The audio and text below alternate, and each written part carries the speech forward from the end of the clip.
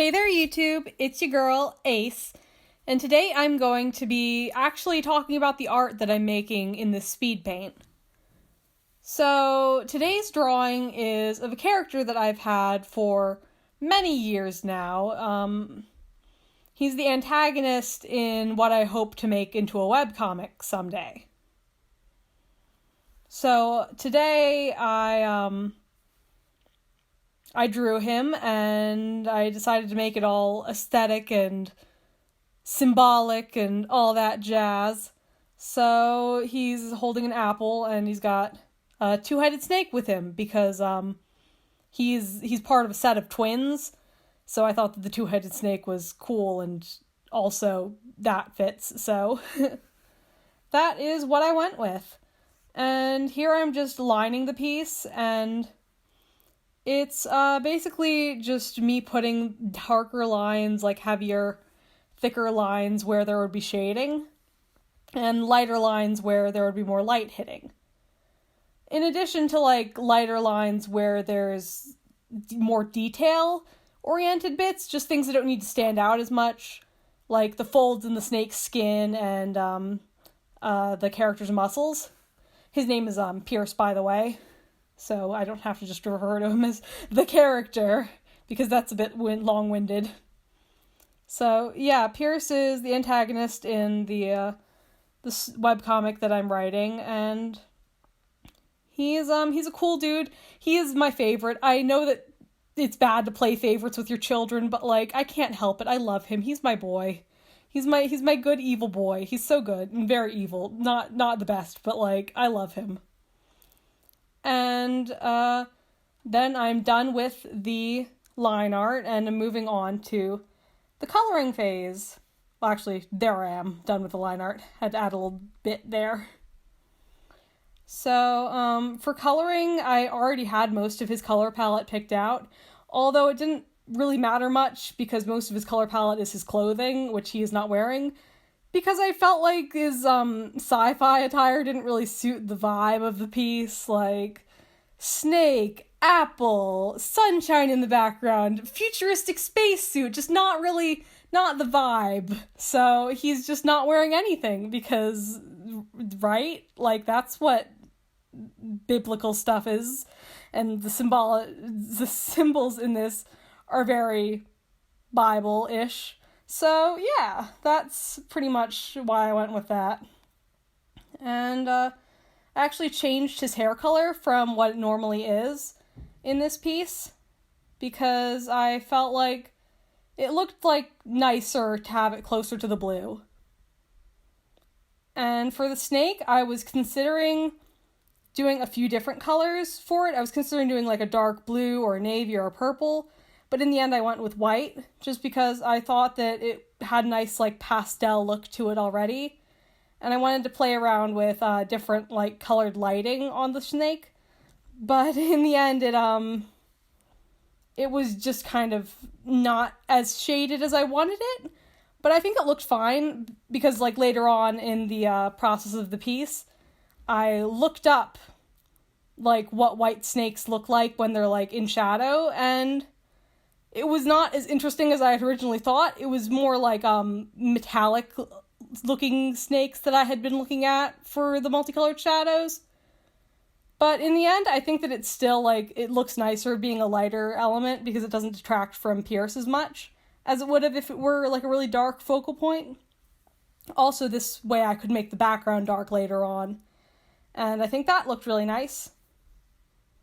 So here I am adding the flat color shading, and I always shade with a cooler tone first. And then I lower the opacity of it, the shading layer, and then I'll go in and do soft shading on top of that.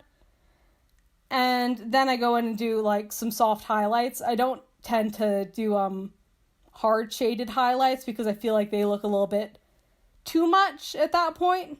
Because the base tone is basically like what that is. Like it would be too segmented otherwise. And yeah, so that's basically like my shading process for the piece. Aside from like hair, I don't usually go in with flat shading at all. like cell shading doesn't happen on the softer elements. The snake doesn't get a flat shade either, just because I just didn't think that it looked very nice on the snake. I thought that it looked good having it be like this soft, like structureless kind of being, even though it has some structure to it. And yeah, so with the character that I'm doing here, he is an antagonist, and I don't know how much I should say before I get into, like, spoiler territory. Not that, like, it really matters to me if I spoil stuff, like, too much. Like, as long as I don't, like, spoil anything huge, it's not the biggest deal. Just because I doubt many people who see this will read it, or although maybe they will, I don't know, maybe you will, I don't know. Maybe by the time you're watching this, my webcomic is already out, and if it is, wow, I finally did it. But yeah, here I am adding the shading to the snake, and I was originally going to add more different colors, but I ended up just going with the pink and purple because after turning that down, I was like, yeah, that looks like a snake, and I just left it there. So, yeah, and so this character, he's an antagonist, but he's more of a minor antagonist. He is, like, the antagonist for the main character, of course. Like, he's, for the majority of the story, he's the one who gets in the way the most and causes the most trouble.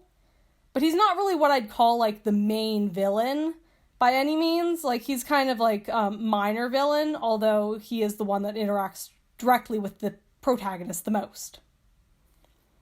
And he's very arrogant. He's a stickler for the rules, but he's really overconfident. So while he follows the rules, he kind of plays by his own rules to a degree as well. Wherein he can get away with it. At least. Like, if he thinks he's smart enough to know when he can't get away with playing by his own rules. But he will try to whenever the chance arises. And here I am starting to add in the background elements, which you saw earlier in the sketch is like a sun halo thing that they have in the, like, the, you know, like with pictures of angels and stuff like that. I am very awkward. I do apologize. I have, like, no script for this. And there I am struggling with the tool. You'll see in a minute. But, yeah, I have zero script for this today, just because I felt like, bullet points, don't need those. I'm just going to be talking about the art. How hard can that be? Apparently, a little bit hard, so sorry that I'm so awkward, but I hope that you'll enjoy it either way. Enjoy my awkward ramblings. I probably should have said that earlier in the video, but you know, what's done is done. And there I am thickening up some of the little light bits, and then I go and duplicate those and flip them to the best of my abilities, because I don't know how to flip things in CSP. Like, I've been using it for who knows how long, and I still have not figured out how to flip individual elements, like, mirrored exactly. But, yeah, it looks good enough, it's close enough, so I just went on to adding some light in the background, tried fiddling with the beams a little bit more, failed, did not like the way that looked, and decided to just freehand in the rest without flipping them or anything, just because it was already slightly off, so why not just go with it. And at this point, I was pretty much done with it. I just needed to add in a little bit more shading to the light beams now that I had all of those in.